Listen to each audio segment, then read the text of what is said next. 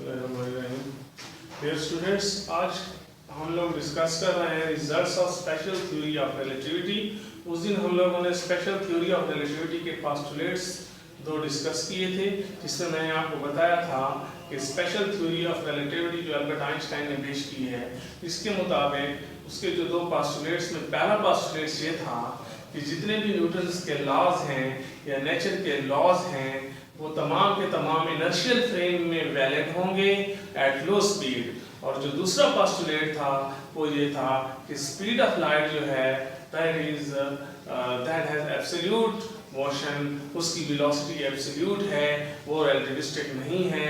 आप जिस फ्रेम से भी लाइट की स्पीड कैलकुलेट करें उसी तरह से जो है आपको वेलोसिटी की वैल्यू, जो स्पीड ऑफ लाइट की वैल्यू है वो वही है 3 × 10⁸ या 3 लाख किलोमीटर पर सेकेंड, वो वैल्यू चेंज नहीं होती। ये बात सबसे पहले हमें माइकलसन मॉर्ले एक्सपेरिमेंट से पता चली थी कि माइकलसन मॉर्ले ने जो एक्सपेरिमेंट किया जिससे पता चला कि कोई जो लाइट वेव है, इलेक्ट्रोमैग्नेटिक वेव है, ये वेव जो है इन वेव को मीडियम की जरूरत नहीं पड़ती, क्योंकि ओल्ड साइंटिस्ट मैक्सवेल और दूसरे लोगों को ख्याल था कि ऊपर मीडियम मौजूद है जिसका नाम ईथर है, और ईथर से जो है वो लाइट वेव्स पास होकर आती हैं और लाइट वेव मैकेनिकल वेव की तरह है। जब ये प्रूफ हो गया माइकलसन मॉर्ले एक्सपेरिमेंट से कि कोई ईथर मौजूद नहीं है और लाइट वेव मीडियम के बगैर ट्रैवल करती हैं, तो ये बहुत ही बड़ी बात सामने आई और एक बहुत नया पॉइंट सामने आया कि स्पीड ऑफ लाइट जो है वो रिलेटिव मोशन परफॉर्म नहीं करती। तो इस बात को ये बात हो गई कि माइकलसन मॉर्ले एक्सपेरिमेंट का जिक्र भी किया। ये मतलब ये थ्योरी ऑफ रिलेटिविटी के लिए ये बेसिस बनी, एक माइकलसन मॉर्ले एक्सपेरिमेंट्स और ऊपर उसके बाद लॉरेंस ट्रांसफॉर्मेशंस। लॉरेंस ने जो ट्रांसफॉर्मेशन दी थी वो गैलीलियन ट्रांसफॉर्मेशन से मुख्तलिफ थी। गैलीलियन ट्रांसफॉर्मेशन जो थी वो तब वैलिड होंगी जब आप लो स्पीड पर होंगे, और अगर आप बहुत हाई स्पीड पे हैं, रिलेटिविस्टिक स्पीड से ट्रैवल कर रहे हैं, तो ऐसी सूरत में गैलीलियन ट्रांसफॉर्मेशन वैलिड नहीं रहती, लॉरेंस की ट्रांसफॉर्मेशन वैलिड हो जाती हैं। और लॉरेंस की जो ट्रांसफॉर्मेशंस होंगी वो किस तरफ ले जाती हैं? लॉरेंस की ट्रांसफॉर्मेशन हमें एक बहुत ही इंपॉर्टेंट फैक्टर की तरफ ले जाती हैं जिसका नाम है लॉरेंस फैक्टर।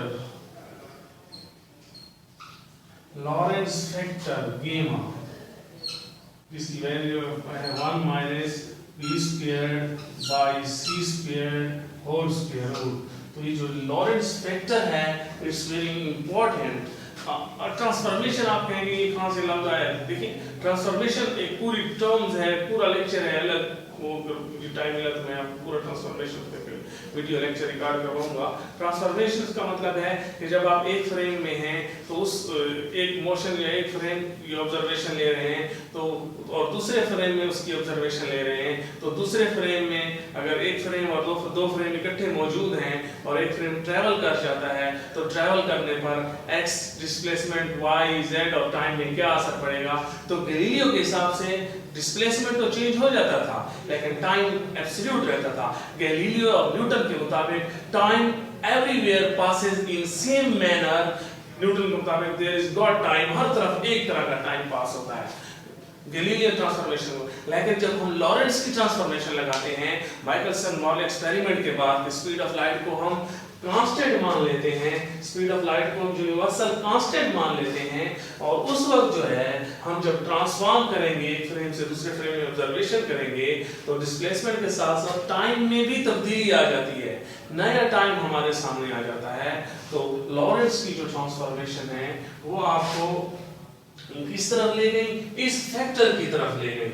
ये एक डायमेंशनलेस यूनिटलेस एक फैक्टर है गेमा, ये निहायत ही इंपॉर्टेंट है। और ये गेमा जो है क्या हो सकता है?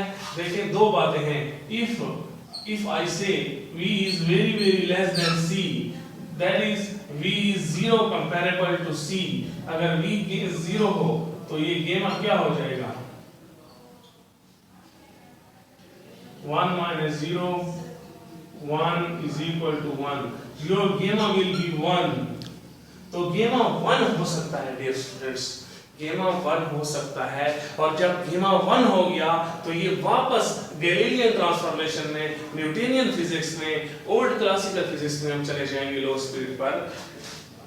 और लेकिन अगर v जो है, v अगर मैं कहता हूं कि v is nearly c/2, v speed of light का, अगर कोई ऑब्जेक्ट है उसकी वेलोसिटी स्पीड ऑफ लाइट का हाफ है, कोई फर्ज करे ऐसे इमेजिनरी स्पेस शटल है और स्पेस क्राफ्ट है जो स्पीड ऑफ लाइट के हाफ वेलोसिटी से ट्रेवल कर रहा है, तो उसका लॉरेंस फैक्टर क्या होगा स्टूडेंट्स? आप इसमें जाके पुटिंग करें, c/2 c squared 1 minus c squared by 4 over c squared cancel, 1 minus 1 by 4, LCM लेंगे, 4 minus 1 by 4, that is your under the root 3/4, जिसको under root 3/2 कहेंगे। Under root 3/2 is 0.866 which is less than 1। तो इसका मतलब है Lawrence factor या तो 1 होगा या फिर वो 1 से छोटा होगा। और कितना छोटा होगा? देखिए आपके पास लॉरेंस फैक्टर छोटा होता होता 0 कब हो जाएगा? When I say when some object is moving with velocity of light, then your gamma will become 1 minus c squared by c squared, that will become 1 minus 1 is equal to 0 and 0। तो इसका मतलब है कि जो Lawrence का factor है that is important, it can never B, हमारा ये मानना है या लॉरेंस फैक्टर से हम ये कंक्लूड करेंगे कि किसी भी मटेरियल ऑब्जेक्ट के लिए लॉरेंस फैक्टर 0 नहीं हो सकता।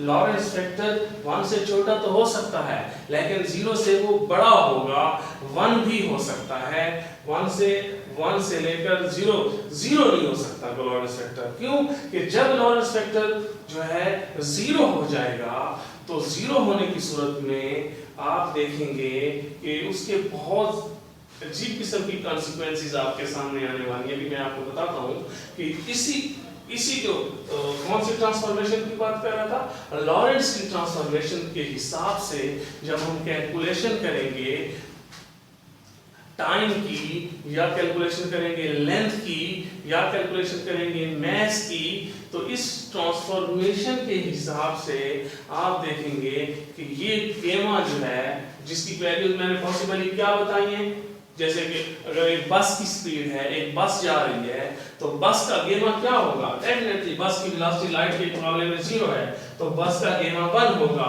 वही और गैलीलियन ट्रांसफॉर्मेशन की बात चलेगी। लेकिन अगर कोई स्पेसक्राफ्ट जा रहा है जिसकी बहुत बड़ी वेलोसिटी है, तो उसका जो लॉरेंस फैक्टर है वो पॉइंट्स में जवाब देगा। और अगर कोई ऑब्जेक्ट स्पीड ऑफ लाइट से जा रहा है, जो कि मुमकिन ही नहीं है सरे से, तो उस वक्त उसका लॉरेंस फैक्टर 0 हो जाएगा। तो लॉरेंस फैक्टर को ये जो कैलकुलेशंस हैं वो तो हम करेंगे नहीं आपके लेवल में, आपका जो एफएससी का लेवल है या उनका लेवल है, इसमें इसके डेरिवेशंस इंपॉर्टेंट नहीं है। तो आप जो इसके रिजल्ट्स हैं जो लॉरेंस फैक्टर के हिसाब से मैंने बताए हैं, तो इसके रिजल्ट्स में जो मैं पहला आपको बताऊंगा वो है Lorentz length contraction. Dear students, ये जो मतलब एक रॉड है जिसकी लेंथ जो है से फॉर एग्जांपल L0 है। L0 तब जब उसकी वेलोसिटी 0 है, लेकिन जब वो रॉड बहुत बड़ी वेलोसिटी से ट्रैवल करने लग जाएगा, बड़ी स्पीड से ट्रैवल करने लग जाएगा, v वेलोसिटी व्हिच इज से फॉर 1.9 c है, बहुत बड़ी वेलोसिटी से ट्रैवल करने लग जाएगा। तो मैं आपको क्या बता रहा था कि ये जो लॉरेंस फैक्टर गैमा है, ये गैमा यहाँ पर प्रोडक्ट में आना चाहिए था।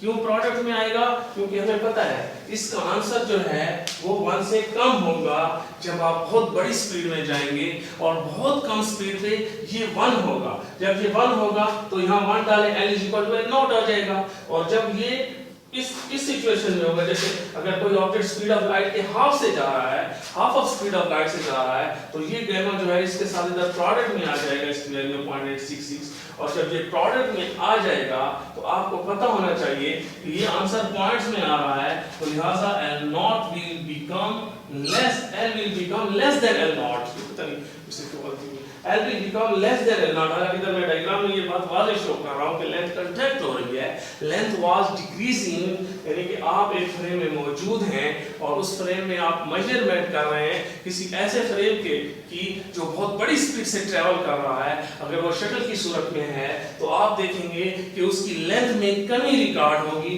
Why? Because it can be proved that this Lawrence factor gamma comes in product with that of the L naught of the actual length or the rest length के साथ प्रोडक्ट में आता है। क्योंकि इसका आंसर पॉइंट्स में है तो इसलिए इस चीज को कम कर देगा और लेंथ में कमी रिकॉर्ड होगी। इस तरह टाइम के लिए मैं आपको बता रहा था, टाइम के लिए ये जो गेमा है, ये गेमा in term of time it will come below that of the this T not और द रेस्ट टाइम। तो इसका मतलब है जब ये नीचे आ रही है टर्म और इसका आंसर पॉइंट्स में है, जैसे कि मिसाल के तौर पर अगर आप जो है शटल में मौजूद हैं और वो ट्रैवल कर रही है वेरी विद हाई स्पीड और उसमें एक वॉल क्लॉक लगा हुआ है और आप इसको इधर से आपके लिहाज से ये रेस्ट में है तो आप इसका टाइम T नॉट मेजर करेंगे और जो पर्सन फ्रेम से बाहर उसको ऑब्जर्व कर रहा है तो वो गेमा के हिसाब से जो है उसको मेजर करेगा। और गेमा के हिसाब से कैसे मेजर करेगा? और अगर आपकी शटल की स्पीड जो है वो जो है v जो है वो c/2 है तो डेफिनेटली c/2 के लिए मैं कैलकुलेट कर चुका हूँ। गेमा हमारे पास कितना आ जाएगा डियर स्टूडेंट? √3/2 आ जाएगा। सो इसमें जब आप पुट करेंगे इसको तो T naught will comes equal to 2 over √3 meaning thereby 2 √3 T। और ये आंसर आपको पता है this term is greater than 1 so T will become greater than T naught. ये बहुत दिलचस्प है, यानी कि अगर आप एक क्लॉक को आपके रूम में क्लॉक लगा हुआ है और उसका आप एक टक ऑब्जर्व करते हैं, एक सेकंड का ड्यूरेशन ऑब्जर्व करते हैं तो वो वही है जो नॉर्मल होता है। लेकिन अगर आप जो है बहुत बड़ी स्पीड से ट्रैवल कर रहे हैं, ड्रास्टिकली लार्ज स्पीड से ट्रैवल कर रहे हैं और आप उसका टक मेजर करते हैं तो वो फिर भी उसी तरह है। लेकिन वो पर्सन जो बाहर है जिसके लिहाज से आप स्पीड है, क्योंकि आपकी जितनी भी बड़ी स्पीड है आप क्लॉक आपके साथ है तो वो आपके लिहाज से रेस्ट में है, आपको टाइम के अंदर कोई तब्दीली महसूस नहीं होगी। लेकिन जो पर्सन बाहर है वो long interval of time observe करेगा, टाइम का इंटरवल ज्यादा ऑब्जर्व करेगा और ज्यादा इंटरवल ऑब्जर्व करने की वजह से आप देखेंगे कि वो जो है वहां इवेंट जो है वो स्लो हो गया है। जैसे मैं अगर आपको इसको डायग्राम किसी सबक से समझाऊं कि अगर आपके पास एक टॉर्च है और आपके पास इधर मिरर लगा हुआ है तो आप देखते इधर टॉर्च लाइट ऑन होती है और वो यूं रिफ्लेक्ट होती है तो आपको रिफ्लेक्शन ऐसे जाता दिखाई देगा, डाउन एंड अप। या आपके पास इमेजिनरी कहता हूँ इमेजिनरी बॉल है जो लाइट बॉल है जो लाइट की तरफ फ्लैश है और आप देखते हैं यूं वो जो है ड्रॉप हो रहा है तो आपको कैसे ड्रॉप दिखाई देगा? बिल्कुल स्ट्रेट आता जाता दिखाई देगा, क्योंकि आप उसी फ्रेम में हैं, आपके लिहाज से आप उसी फ्रेम का हिस्सा हैं, आपके लिहाज से उसकी हॉरिजॉन्टल वेलोसिटी नहीं है, जस्ट वर्टिकल है तो वो मूव कर रहा है, स्ट्रेट मूव करेगा। लेकिन जो ऑब्जर्वर बाहर देख रहा है उसको ये चूंकि ये शटल बहुत बड़ी स्पीड से ट्रैवल कर रहा है उसको यूं जाता दिखाई देगा और यूं आता दिखाई देगा। तो अब खुद सोचें ये जाने का टाइम ज्यादा है या यहाँ जाने का टाइम ज्यादा है, ये आने का टाइम ज्यादा है या यहाँ आने का टाइम ज्यादा है? तो डेफिनेटली यहाँ टाइम ज्यादा है, क्यों?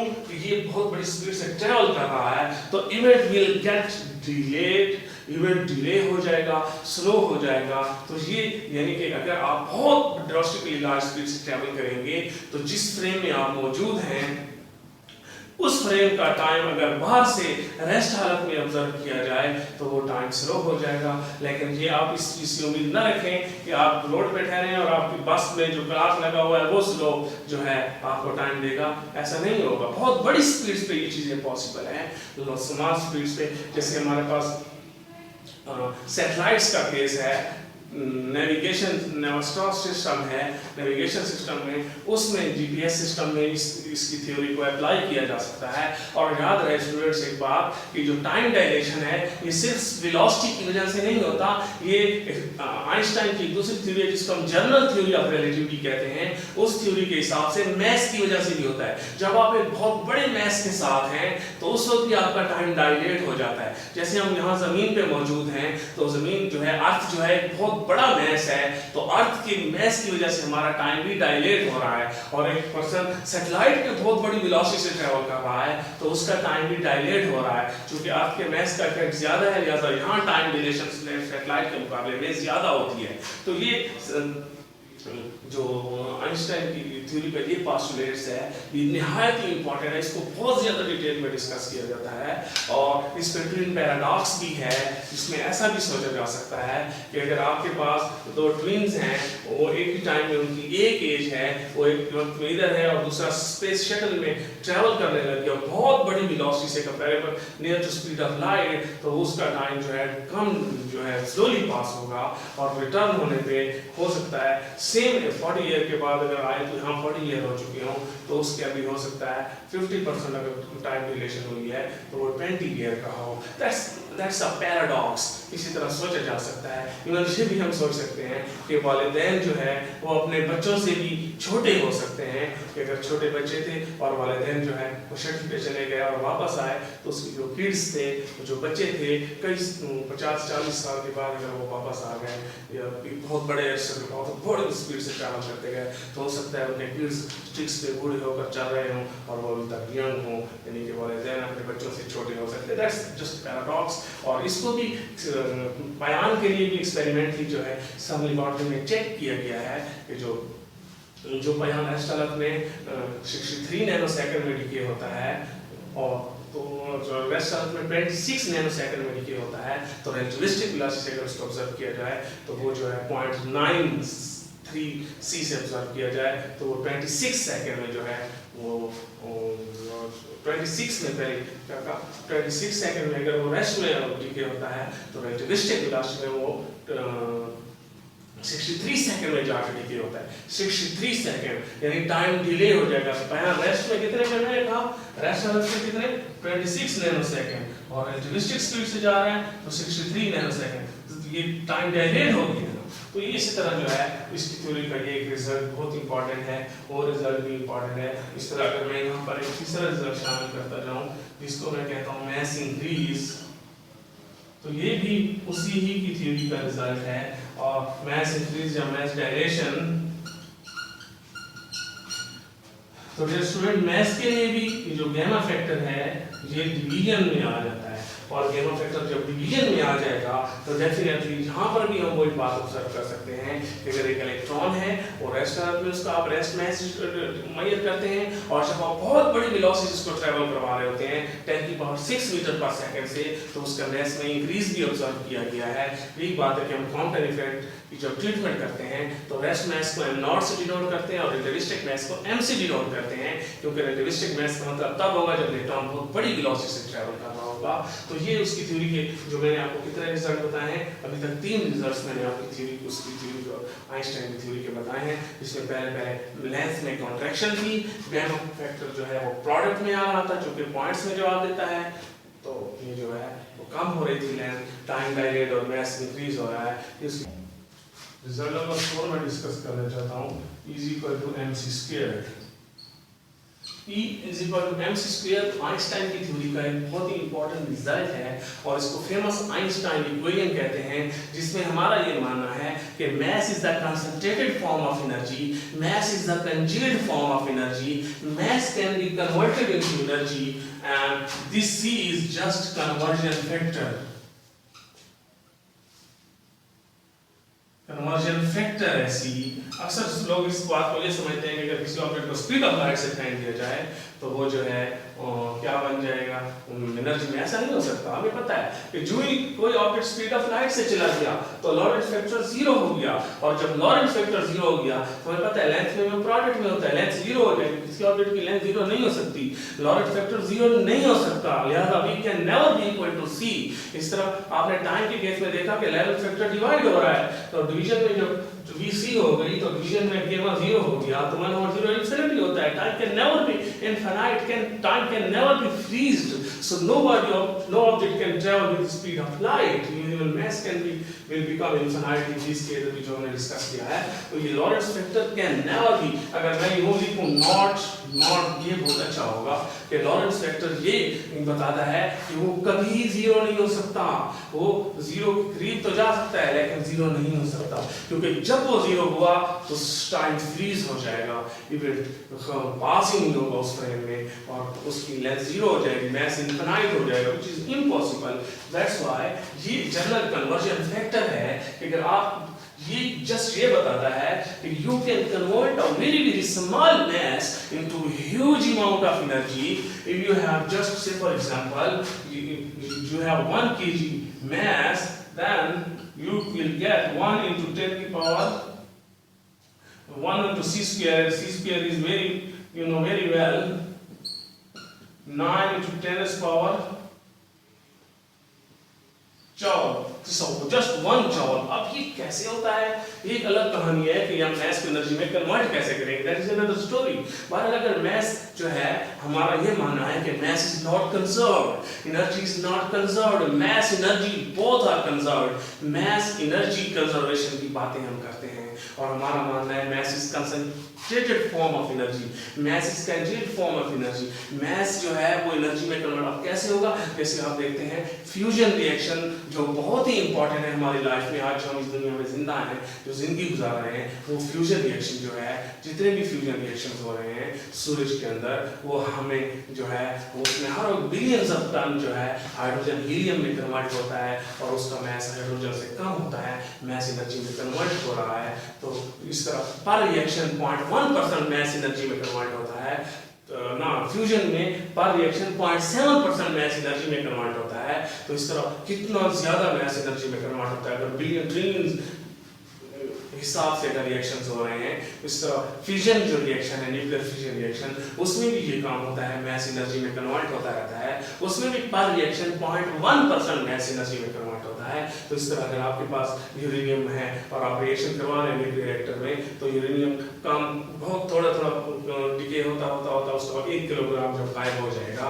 पूरा, तो 1 किलोग्राम इतनी बड़ी एनर्जी दे देगा, जो बहुत बड़ी एनर्जी है। तो ये बहुत जबरदस्त इक्वेशन है अल्बर्ट आइंस्टाइन की कि you can convert very small mass into huge amount of energy. That is one of the interesting and fantastic equation, जिसने जो है इसी की बुनियाद पे आपका एटम बम हो रहा है। तो इसी की बुनियाद पे हम न्यूक्लियर रिएक्टर में एनर्जी हासिल कर रहे हैं, जितने पावर प्लांट्स चल रहे हैं, और जो सूरज की रोशनी हमारे पास आ रही है, तो इसी तरह और जो इनहेलेशन है उसमें भी काम 100% हो जाता है, 100% मैस एनर्जी में कन्वर्ट हो जाता है। तो that's very interesting result of the Einstein, जिसको आइंस्टाइन की famous equation is equal to mc square कहते हैं। ये उसका एक रिजल्ट मैंने आपको बता दिया है। इस तरह आपके कोर्स में एक चीज दिखाई गई जिसको कहते हैं रिलेटिविटी एंड साइमल्टेनिटी। रिलेटिविटी एंड साइमल्टेनिटी भी इसकी थ्योरी का एक रिजल्ट माना जाता है।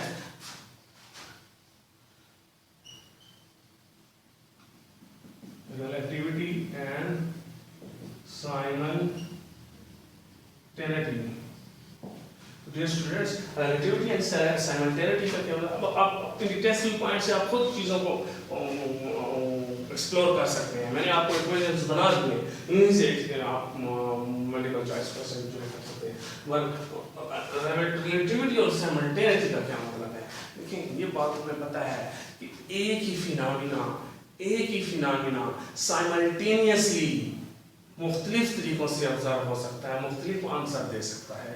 ये बहुत बड़ी कॉमन सी बात है कि अगर आप मेरे साथ एक ट्रेन में मौजूद हैं and I throw this pen, it will fall vertically downward, but the person who is outside the train and train is moving with a large speed, say for example it's bullet train and it's moving with 400 kilometre per hour, तो वो देखेगा कि वो pen सीधा नहीं गया, parabolic गया। क्यों पैराबोलिक ऑब्जर्व करेगा? क्योंकि ट्रेन की हॉरिजॉन्टल वेलोसिटी जो है वो पेन की भी वही हॉरिजॉन्टल वेलोसिटी है। तो पेन की हॉरिजॉन्टल वेलोसिटी है, ट्रेन की है, तो जाहिर है जब आप किसी ऑब्जेक्ट को हॉरिजॉन्टल वेलोसिटी दें तो वो तो यूं गिरता है। हाँ, अगर हॉरिजॉन्टल वेलोसिटी ना दे, उसको इनिशियल हॉरिजॉन्टल वेलोसिटी 0 हो, तो ये फिर सीधा जाता है। तो उसी फ्रेम में एक बंदा क्लेम कर सकता है कि ये पेन स्ट्रेट गिरा है, और बाहर ठहरा हुआ बंदा क्लेम कर सकता है नहीं, ये पैराबोलिक गिरा है। दोनों ही अपनी अपनी जगह पर ये ठीक और सच कह रहे होंगे, और दोनों ही का जवाब एक ही वक्त में, एक ही पेन कहीं तो स्ट्रेट नजर आएगा, कहीं पैराबोलिक नजर आएगा। तो ये रिलेटिविटी और साइमल्टेनिटी का कांसेप्ट। और ये भी है, अगर आपके पास एक ट्रेन है, that's mean high speed train, say for example moving very large speed, तो यहाँ पर अगर उसके अंदर कोई डोर्स हैं, एक बैक डोर है, ये ट्रेन डायग्राम थोड़ा खूबसूरत ये, और यहाँ पर एक पर्सन है जो बटन से डोर, इलेक्ट्रिक डोर ऑन करता है। तो इलेक्ट्रिक डोर, अब फर्स्ट करें ट्रेन की डायरेक्शन मैं ले लेता हूँ इस तरफ, दैट्स द डायरेक्शन। तो अब जो है then how that's I don't know how to make this diagram, तो वो बहुत बड़ी स्पीड से जब ट्रैवल कर रहा है, तो यहाँ पर ये जो इलेक्ट्रिक सिग्नल है, इलेक्ट्रिक सिग्नल जो है आपको पता है electric field travel with the speed of light. जब आप बटन ऑन करते हैं तो बल्ब फौरन ऑन होता है, मैसेज जो है इलेक्ट्रिक फील्ड जो है इलेक्ट्रिकल एनर्जी जो है स्पीड ऑफ लाइट से ट्रैवल करती है। तो इस तरफ जो है ट्रेन ट्रैवल कर रही है, तो S is equal to ct, ये डिस्टेंस कवर करेंगे। अब आप खुद बताएं, सिग्नल भी इस तरफ ट्रैवल कर रहा है और ट्रेन भी इस तरफ ट्रैवल कर रही है, लिहाजा स्पीड तो c है, वो तो हर जगह c है। ट्रेन के अंदर वाला ऑब्जर्वर भी उसको c ऑब्जर्व करेगा, बाहर वाला ऑब्जर्वर भी उसको c ऑब्जर्व करेगा, लिहाजा s will be directly proportional to t। अब देखिए, आप खुद बताएं, इधर सिग्नल जाता है, ट्रेन इधर जा रही है, तो यहाँ जाने का टाइम ज्यादा होगा या यहाँ जाने का टाइम? डेफिनेटली जिस तरफ सिग्नल जा रहा है ट्रेन उसी डायरेक्शन में जा रही है, तो उस डोर पे जो सिग्नल है वो देर से पहुंचेगा, और पीछे वाले डोर में इस तरफ जो है क्योंकि ट्रेन इधर जा रही है वो इधर जा रहा है, तो वो जल्दी पहुंचेगा। तो लिहाजा ये वाला डोर जल्दी ओपन होगा और ये वाला देर से। तो हम इस ऑब्जर्वर के लिहाज से, बाहर वाले ऑब्जर्वर के लिहाज से, अंदर वाला ऑब्जर्वर देखेगा कि दोनों ही डोर साइमल्टेनियसली ओपन हुए हैं, क्योंकि वो उसी फ्रेम का हिस्सा है।